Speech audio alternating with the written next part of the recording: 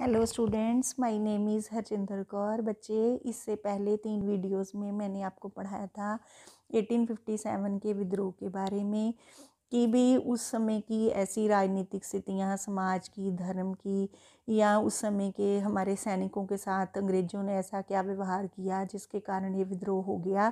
तो अब हम लोग पढ़ेंगे कि जब ये विद्रोह ख़त्म हो गया, ठीक है, तो इसके क्या रिज़ल्ट निकले, उसके हमारे भारत की राजनीति पर, समाज पर, आम लोगों की ज़िंदगी पर क्या असर हुआ। ठीक है, चाहे कहते हैं कि इस विद्रोह को उन्होंने, अंग्रेज़ों ने पूरी तरह से दबा दिया, इसको सफल नहीं होने दिया, पर फिर भी इसने अंग्रेजी राज्य की नींव जो है वो हिला दी। ठीक है, कि तब उस समय नहीं हमें पता चलता कि इस विद्रोह के क्या प्रभाव पड़े, लेकिन बाद में जाके हमें पता चलता है कि जो हमारा नेशनल मूवमेंट स्टार्ट हुआ, जिसके कारण 1947 में हमारा जो देश है वो आज़ाद हुआ, वो इसी की इंस्पिरेशन थी। ठीक है, क्योंकि इस विद्रोह ने हमें महानायक जैसे कि रानी लक्ष्मीबाई, मंगल पांडे जैसे नेता दिए, जिनकी इंस्पिरेशन के कारण, जिनसे प्रेरणा लेकर हमारा देश जो है वो आज़ादी की राह पर चल पड़ा। ठीक है बच्चे, फर्स्ट आएगा end of the companies rule. ठीक है, 1857 से पहले आपको पता है कि जो ईस्ट इंडिया कंपनी है उसका राज्य चल रहा था, लेकिन अब अंग्रेज़ों ने क्या देखा, जो इंग्लैंड की गवर्नमेंट थी उसको ये एहसास हुआ कि कंपनी जो है वो भारत को संभालने में असफल है, तो इसलिए उन्होंने उसको ख़त्म कर दिया और भारत को डायरेक्टली जो है वो इंग्लैंड के अधीन कर दिया। कौन सा एक्ट उन्होंने पास किया? Government of India act 1858। इसमें उन्होंने ये प्रोविज़न्स जो हैं वो शामिल की हैं। सबसे पहले उन्होंने बोला कि जो पावर है वो ईस्ट इंडिया कंपनी से लेकर ब्रिटिश क्राउन को दे दी जाएगी। सेकंड, उन्होंने बोला कि जो बोर्ड ऑफ डायरेक्टर्स हैं, जो कंपनी का बोर्ड ऑफ कंट्रोल है, उसको भंग कर दिया जाएगा। ठीक है, और जो सारी शक्ति है वो सेक्रेटरी ऑफ स्टेट यानी उसके पास चली जाएगी। वो सेक्रेटरी ऑफ स्टेट कौन होगा? ब्रिटिश कैबिनेट यानी ब्रिटिश जो मंत्रिमंडल है उसका मेंबर होगा और उसी मतलब उसके प्रति रिस्पॉन्सिबल होगा। ठीक है, तो मतलब इस तरह से भारत को अंग्रेज़ों ने अपने अधीन कर लिया। ठीक है, उसके बाद बच्चे पॉइंट आएगा कि ये जो गवर्नर जनरल बना है, ठीक है, इसको कौन सा टाइटल दिया गया? वॉइस रॉय का। मतलब अंग्रेज़ों की तरफ से भारत के लिए जो राजा नियुक्त किया गया उसको क्या नाम दिया गया? वॉइस रॉय। तो हमारे पहले वॉइस रॉय कौन बने हैं? Lord cunning. ठीक है, अगर आपको क्वेश्चन आता है कि first voice Roy of India, तो आप लोग क्या आंसर दोगे उसका? Lord cunning. ठीक है, तो अभी जो सिविल सर्विस के लिए जो भी अपॉइंटमेंट्स होंगी उसको भी सारे उसके रूल्स कौन बनाएगा? यही सेक्रेटरी ऑफ स्टेट या वॉइस रॉय। ठीक है, सेकंड पॉइंट बच्चे आता है आपका क्वीन विक्टोरियाज प्रोक्लामेशन। ठीक है, इंग्लैंड की रानी कौन है उस समय पे? विक्टोरिया। ठीक है, तो उसने एक घोषणा पत्र जारी किया कितनी तारीख को? नवंबर 1, 1858 को। ठीक है, तो उसके अधीन उन्होंने लॉर्ड कनिंग को भारत का पहला वॉइसरॉय बना दिया। ठीक है, तो उन्होंने भारत से उस प्रोक्लामेशन में, उस घोषणा पत्र में कुछ प्रॉमिस किए जो इस प्रकार हैं। फर्स्ट है, उन्होंने बोला, उन्होंने देखा कि ये लोग अपने धर्म को और समाज को लेके बहुत सीरियस हैं, तो उन्होंने ऐसा डिसाइड किया कि हम भारतीय समाज में या भारत के धर्म में कोई दखलंदाजी नहीं करेंगे। सेकंड है, उन्होंने ये देखा कि भारतीयों को इस बात का रोष है कि हमारे साथ ये लोग मतभेद करते हैं, इसलिए उन्होंने क्या प्रोविज़न कर दी कि अब हम लोग इक्वलिटी पर चलेंगे।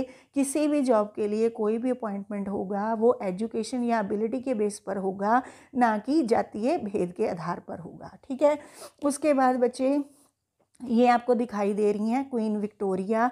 ठीक है, उसके बाद है बच्चे ग्रांट।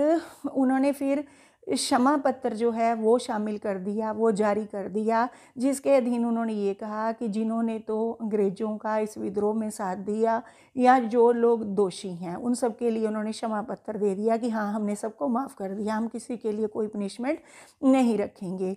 फिर उन्होंने बोला कि हम भारत की भलाई के लिए, इसको एडवांस देश बनाने के लिए इंडस्ट्रीज़ कायम करेंगे। फिर उन्होंने बोला कि हम भारत की तरक्की के लिए, चाहे वो तरक्की मॉरल प्रोग्रेस हो या फिर मटेरियल मतलब अर्थव्यवस्था के तौर पर हो, उसके लिए हम लोग काम करेंगे। ठीक है, तो उसके बाद आ गया end of Mughals and Peshwas. ठीक है।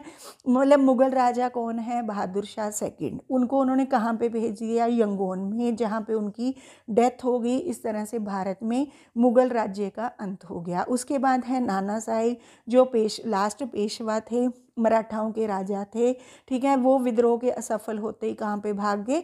नेपाल चले गए। इस तरह से पेशवाओं का भी अंत हो गया। तो अंग्रेज़ों के दो ही मतलब मेन जो दुश्मन थे, भयंकर दुश्मन थे, मराठा और मुग़ल, दोनों का अंत हो गया, ठीक है। उसके बाद है बच्चे रिलेशंस विद प्रिंसली स्टेट्स, ठीक है। तो इसमें हम पढ़ेंगे कि जिन अभी भी कुछ ऐसी स्टेट्स हैं जहाँ पे राजा राज कर रही हैं या रानी कोई राज्य कर रही है, तो अंग्रेज़ों ने जो पहले नीति अपनाई थी डॉक्ट्राइन ऑफ लैप्स की या अनेक्सेशन की, कि हाँ हमने अपने राज्य का विस्तार करना है, उसको उन्होंने छोड़ दिया, ठीक है।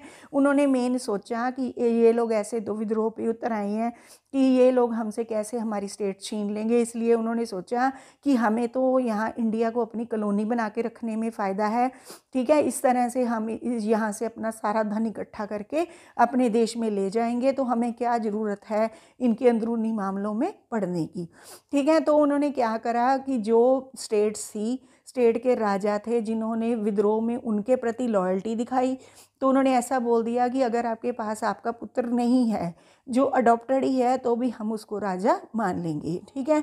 इस तरह से जो लॉयल स्टेट्स थी, प्रिंसली स्टेट्स थी, वो उनके प्रति मतलब लॉयल हो गई और उनके एजेंट बन गए, ठीक है। तो उन्होंने भी वायदा कर दिया कि हम आप लोगों के राज्य में कोई दखल अंदाजी नहीं करेंगे, ठीक है बच्चे। उसके बाद आता point policy of divide and rule. ये सबसे खतरनाक नीति है इस विद्रोह के बाद की, 1857 के विद्रोह की बाद की सबसे ये खतरनाक नीति है। इसमें उन्होंने क्या करा है कि उन्होंने ये नोट किया कि हिंदू मुस्लिम सारी जातियाँ, ठीक है, चाहे वो पीजेंट्री हों, चाहे वो आम लोग हों, चाहे वो मजदूर लोग हों, तो सारे स्टेट्स इन सब ने मिलके अंग्रेज़ों के खिलाफ विद्रोह किया है। तो उन्होंने नीति कौन सी अपना ली है? डिवाइड एंड रूल, कि हम इन लोगों को आपस में लड़वाएंगे और राज्य करेंगे, ठीक है। तो उन्होंने किसको किसको साथ लड़वाया? प्रांत को प्रांत के साथ, कास्ट को कास्ट के अगेंस्ट, ग्रुप को ग्रुप के अगेंस्ट, हिंदुओं को मुसलमानों के से लड़वाया, ठीक है। और राजाओं को लोगों के खिलाफ भड़काया, लोगों को राजाओं के खिलाफ भड़काया। इस तरह से ऐसी नीति अपनाकर ये एक पूरी सदी यानी 1857 से 1947 तक पूरे 90 ईयर्स ये हम पे और राज्य कर पाई, ठीक है। तो जो ये गवर्नमेंट थी, इन्होंने बहुत क्लेवरली, ठीक है, ऐसी जो सिविल सर्विस थी, गवर्नमेंट जॉब थी, उनके प्रति उनमें ऐसी अट्रैक्शन पैदा की हिंदुओं के लिए अलग से और मुसलमानों के लिए अलग से, कि अगर आप हिंदू हैं तो आपको ये फैसिलिटी मिलेगी, अगर आप मुसलमान हैं तो आपको ये फैसिलिटी मिलेगी। इस तरह से उन्होंने इन दोनों को कभी इकट्ठे नहीं होने दिया, इन दोनों को लड़वा के रखा, जिसका रिज़ल्ट हमें बाद में भुगतना पड़ा कि इंडिया और पाकिस्तान जो है वो दो देश बन गए जो आज भी एक नहीं हो पाए। इन्होंने ऐसे ही उनमें आग लगाई, ठीक है। फिर है बच्चे रेशियल एंटागोनिज्म। उन्होंने बोला तो है कि हम जातीय तौर पे कोई मतभेद नहीं करेंगे, पर असल में वो अपने आप को सुपीरियर समझते थे, ठीक है। जिसके आधार पर उन्होंने ये सोचा कि ये इंडियंस हमारे बराबर नहीं हैं। हर जगह पे, चाहे वो रेलवे कंपार्टमेंट हो, पार्क्स हों, होटल्स हों, ठीक है, और क्लब्स हों, उनमें सब में उन्होंने अपने लिए रिजर्वेशन रखी है। इंडियंस के लिए कोई रिजर्वेशन नहीं है कि हाँ हम लोग सुपीरियर हैं या हायर क्लास हैं। फिर है बच्चे फॉरेन पॉलिसी।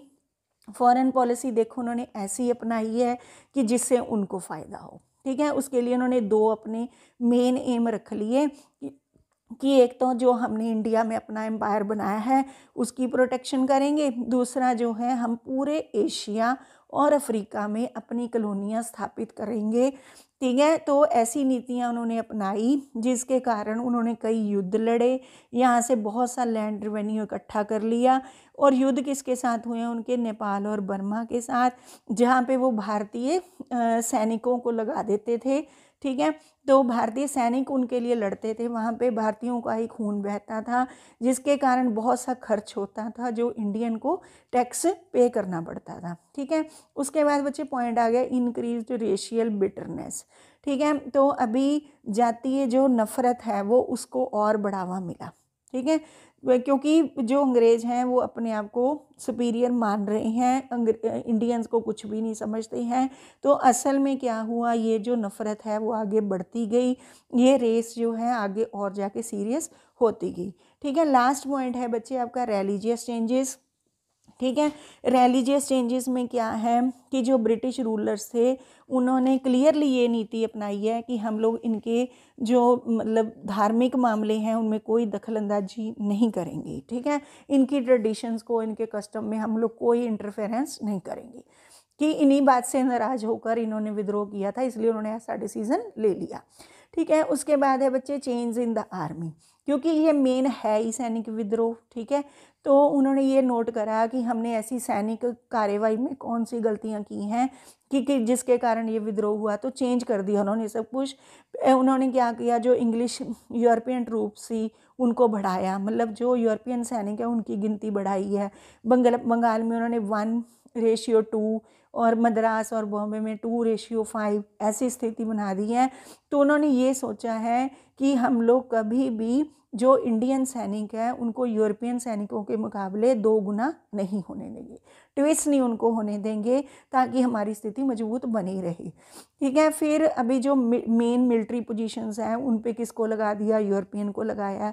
फिर उन्होंने जो मेन तोप खाने के हो गए, हथियारों के हो गए, ऐसी जो मेन चीज़ें हैं वो किसके हाथों में रहने दी, ब्रिटिश ट्रूप्स के हाथों में, और इंडियंस को सिर्फ माउंटेन यूनिट्स दी हैं। ठीक है। फिर उसके बाद आता है बच्चे आपका पॉइंट कि उन्होंने डिस्क्रिमिनेशन के on the base of caste, region and religion was practised in the requirement to the army. ठीक है। जब आर्मी में किसी की सिलेक्शन होती है तो इसके लिए उन्होंने ये बेस अपनाए कि कास्ट देख के, रीजन देख के, रिलीजन देख के फिर उनको उनकी सिलेक्शन करेंगे। ठीक है। फिर उनको मतलब उनमें की नेशनलिज्म की, देशभक्ति की भावना पैदा ही ना हो सके सैनिकों में, इसलिए उन्होंने कास्ट और कम्युनिटी के आधार पर उनकी सिलेक्शन करी है। फिर उन्होंने ये सोचा है कि कभी भी जो भारतीय सैनिक हैं उनके हाथों तक ये पहुँचे ही ना कि पूरा देश जो है वो चल रहा है देशभक्ति की राह पर। तो इसलिए उन्होंने क्या किया, न्यूज़पेपर, जर्नल्स और जो नेशनलिस्ट फैलाने वाले पब्लिकेशन थे उनको उनसे बचा के रखा, यानी वो उन तक चीज़ें पहुंचने ही नहीं दी। ठीक है। उसके बाद है बच्चे आपका पॉइंट आता है इकोनॉमिक एक्सप्लॉयटेशन। ठीक है। तो इकोनॉमिक एक्सप्लॉयटेशन में क्या आएगा, ये कारण में भी आपने पढ़ा था कि मतलब आर्थिक तौर पे वो लोग हमारा शोषण कर रहे हैं। इसमें बच्चे हमारा फर्स्ट पॉइंट आएगा कि वही उन्होंने तरीका अपना रखा कि यहाँ से रॉ मटेरियल को एक्सपोर्ट करके लेके जा रहे हैं और अपना जो फिनिश्ड माल है, जो रेडीमेड माल है, यहाँ पे बेच रहे हैं, जो कि बहुत सस्ते रेट में है। फिर उन्होंने अपनी सैलरी के रूप में चाहे यहाँ से टैक्स इकट्ठा करके, पूरे देश का धन इकट्ठा करके यहाँ से लेके जा रहे हैं अपने इंग्लैंड को। फिर है बच्चे पीजेंट्री की हालत उन्होंने और ख़राब कर दी, जो स्पेशली इंडिगो पीजेंट हैं, जो नील उगाने वाले मतलब जो किसान हैं, उनकी हालत उन्होंने इतनी ख़राब कर दी कि उन्होंने 1866 और 68 के बीच में बिहार के जो मतलब किसान थे उन्होंने विद्रोह कर दिया। ठीक है। फिर उन्होंने जो छोटी मोटी इंडस्ट्रियाँ थी, कॉटेज इंडस्ट्री, हैंडीक्राफ्ट्स का काम करने वाले, स्पिनिंग, वीविंग, ये सब कुछ उन्होंने तबाह कर दिया। फिर है वो लोग यहाँ से हैवी इंटरेस्ट, हैवी जो उनका लैंड रेवेन्यू वो लेके जाके क्या करते थे, इन सबको किस में इन्वेस्ट कर देते थे, railway, plantation, coal mine, jute mills, shipping etcetera में इन सबको मतलब पैसा जो है वो लगा देते थे। ठीक है। फिर है बच्चे राइज ऑफ नेशनलिज्म। ठीक है। तो अभी ये दिख तो रहा है कि ऐसा उस समय कुछ नहीं दिखाई दे रहा है। उस समय तो हमें ये लग रहा है कि ये विद्रोह को पूरी तरह से दबा दिया गया। ठीक है। कि हम लोग मतलब अंग्रेजी राज्य का एक हिस्सा बन गए। पर थोड़ी देर बाद जाकर जो पूरे हमारे देश के क्रांतिकारी हैं या विद्रोही हैं उनको किन से प्रेरणा मिली, रानी लक्ष्मीबाई से, नाना साहब से, मंगल पांडे से। तो ये लोग महानायक बन के उनके सामने आए। उनको ये लगा कि उस समय तो ये विद्रोह एक प्लान भी नहीं था, उनके पास तो अच्छे हथियार भी नहीं थे। अगर वो लोग अंग्रेज़ों के साथ विद्रोह कर सकते हैं तो हम क्यों नहीं कर सकते। अगर हम अच्छे प्लान करेंगे, हमारे पास अच्छी फैसिलिटीज़ होंगी, अगर हम पूरी जनता को साथ लेके चलेंगे। तो मतलब ये एक नींव बना। ठीक है, फाउंडेशन बनी ये आगे आने वाले नेशनल मूवमेंट के लिए। फिर है widening of the gulf between Hindus and Muslims. ये बच्चे सबसे बड़ा नुकसान है इस विद्रोह का, ठीक है, क्योंकि उसमें मैंने आपको पहले ही बताया कि इस विद्रोह में ही उनको पता चला कि हिंदुओं और मुसलमानों में बहुत ज़्यादा एकता है। ये फर्स्ट वर्ल्ड वार तक तो चलती रही एकता, बाद में उन्होंने नीति अपना ली, अंग्रेज़ों ने डिवाइड एंड रूल की, जिनके कारण उन्होंने इनमें नफ़रत का ऐसा बीज बोया जो कभी नहीं मिटाया जा सका, और कभी भी हिंदू मुसलमान इकट्ठे होकर अंग्रेज़ों के खिलाफ विद्रोह नहीं कर पाए। ठीक है, तो ये मैंने आपको बच्चे रिज़ल्ट पढ़ाए हैं, कॉन्सिक्वेंसेस पढ़ाए हैं 1857 के विद्रोह के। तो अगर आपको ये मेरा वीडियो अच्छा लगा हो तो प्लीज़ इसे लाइक करना, शेयर करना, और मेरे चैनल को आप सब्सक्राइब कीजिए ताकि आगे आने वाली वीडियोस आपको अच्छे से मिल सकें। ठीक है, अगर बच्चे आपको मेरे कोई भी पॉइंट में कुछ भी समझ नहीं आया या कोई कमी दिखाई दे रही है तो प्लीज़ मेरे को कमेंट करके बताइए। ठीक है, ओके बच्चे, थैंक यू, बाय बाय।